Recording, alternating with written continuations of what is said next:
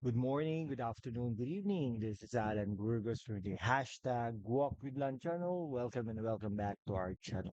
Guys, if you are not yet subscribed to our channel, please do it so now so that you can be a part of this growing family. We are now officially 7,581 subscribers and we are grateful to that. And so please keep on subscribing, please keep on helping, and please keep on sharing this channel. Thank you so much, guys. Pag-usapan po natin ngayon ay ano po, no? Ang titulo po ng ating pag-uusapan ngayon ay papatalsikin na si Alvarez sa Kongreso. Pero bago po yan, kilalanin muna po natin si Alvarez. Sino po ba tong Alvarez na to? Si Pantaleon Alvarez. Isa pong Davao isang Davao congressman po.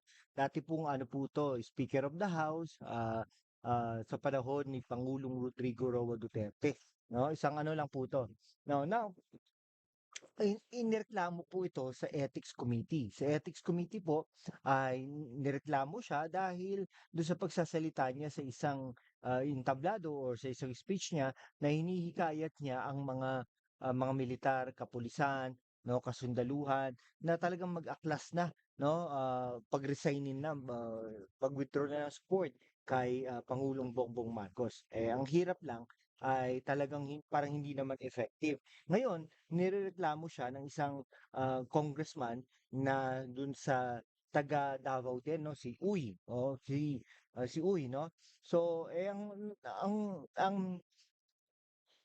ang namumuno pala ng Ethics Committee ng Kongreso ay yung ako Bicol Representative Raul Angelo Bungalo, no? So, sabi naman niya, there is no politics doon sa ethics committee na yan dahil ano, no, may nag-complain nga sa kanya, no? Ang Davao del Norte, ang nag-complain po sa kanya ay yung si Tagum City Mayor Ray Uy. Okay, akala ba congressman yan? So, well, gusto lang linawin na this complaint started because a case was filed against him. So, the Committee on Ethics has to act on the complaint file. Tama naman yun.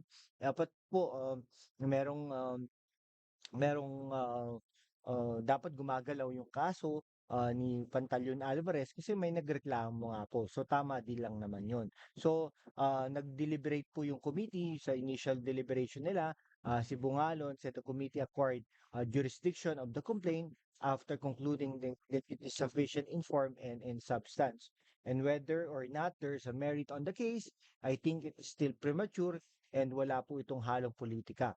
Nabanggit nga po ninyo na malapit po na kaalyado ni Congressman Alvarez si dati Pangulong Rodrigo Roa Duterte, pero immaterial po yon sa kasong ito. Pero sa tingin ko po, meron po itong halong politika. Okay? Dahil nga po, yung Vice Governor ng Davao del Norte ay parang nag-withdraw po, no? Parang nagkaroon po ng libelous remarks, ano, so making seditious remarks during a rally last month when he called the members of the Armed Forces of the Philippines na mag-withdraw na po ng suporta kay Pangulong Marcos.